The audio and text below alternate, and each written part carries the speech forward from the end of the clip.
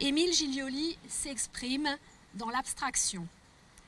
Ce grand sculpteur, connu pour sa simplicité et son humanité, est entre autres l'auteur d'une œuvre émouvante et symbolique que vous connaissez peut-être, qui a été inaugurée en 1973, donc un an après la nôtre, le monument national à la résistance du plateau des Glières que vous découvrirez sur les panneaux tout à l'heure au moment du cocktail. Émile Gilioli était également un poète. Il a écrit « Quand je commence une sculpture, je pars d'un sentiment ou d'une idée que la réalité m'a suggérée. Souvent, avec des dessins, je commence par le noyau et je le développe de l'intérieur, en grossissant comme un tronc d'arbre. » Le parallèle entre la sculpture et l'éducation pourrait paraître simple. Comme le sculpteur, nous composons avec un matériau, nos chers étudiants, et tentons de façonner leurs compétences, de les préparer au regard de leurs collègues, de leurs employeurs ou de leurs salariés.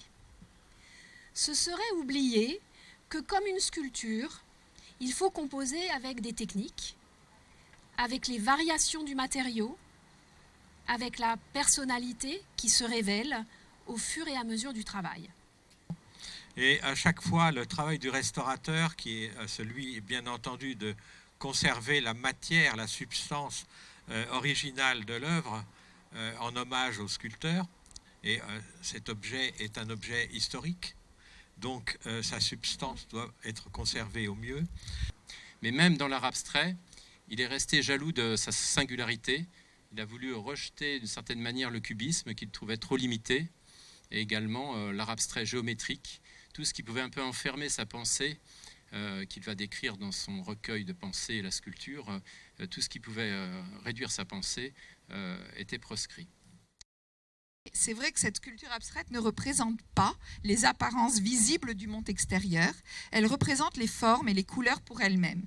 Elle n'est peut-être plus aujourd'hui véritable sujet à polémique, bien sûr. Elle est devenue, et peut-être un peu grâce aux commandes publiques, et pas que, d'où l'importance aussi, mais aujourd'hui un objet de l'histoire. L'art abstrait est apparu au début des années 1910 et Michel Sephore, peintre et critique, en donne cette définition. J'appelle art abstrait tout art qui ne contient aucun rappel, aucune évocation de la réalité observée, que cette réalité soit ou ne soit pas le point de départ de l'artiste. Et je voudrais retémoigner que l'Université Paris-Saclay, dont l'un des axes transversaux qui a été affiché en ce début d'année est art, sciences, culture et société, saura donc faire écho à cette inauguration, s'emparer de cette démarche de valorisation de son patrimoine artistique avec volonté, mais aussi beaucoup de plaisir et de cœur. Et je vous remercie. Cette œuvre donc a été restaurée, on l'a dit, par Hugues de Bazelaire, que je salue encore, et qui a également, on peut le préciser, déjà superbement restauré la sculpture La Boule d'André Laballe à la présidence de l'Université Paris-Sud. Donc ce n'est pas nouveau notre collaboration, même si elle est évidemment épisodique, on ne rénove pas des œuvres tous les jours, quoique ça s'accélère depuis que M. Godard a pris les choses en main. Au fil des années, donc, comme vous l'avez dit, Flower, puisqu'on va l'appeler comme ça, c'est presque une personne, a perdu de son éclat pour devenir presque noir. Un non-sens au regard du désir du sculpteur de faire une sculpture tellement lumineuse qu'elle s'allumerait pour donner cette lumière à ceux qui la regardent. Hugues de Bazelaire, donc aidé par son épouse, que je salue également, a su rendre à cette fleur abstraite sa surface nette et réfléchissante, conforme à l'idéal de l'auteur, M. Gilioli.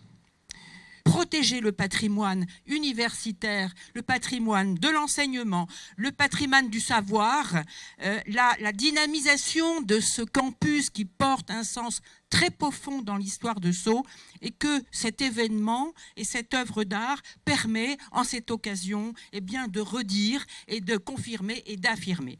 Alors je voudrais avoir une pensée toute particulière pour les étudiants qui sont derrière nous, qui parachèvent leur bronzage en tenant courageusement cet affichage, parce qu'ici il y a le savoir, il y a l'avenir de ce pays, il y a les esprits, comment dirais-je, l'avenir professionnel de tous ces jeunes qui vont s'inspirer peut-être de cette œuvre abstraite et qui vont la concrétiser dans leur savoir.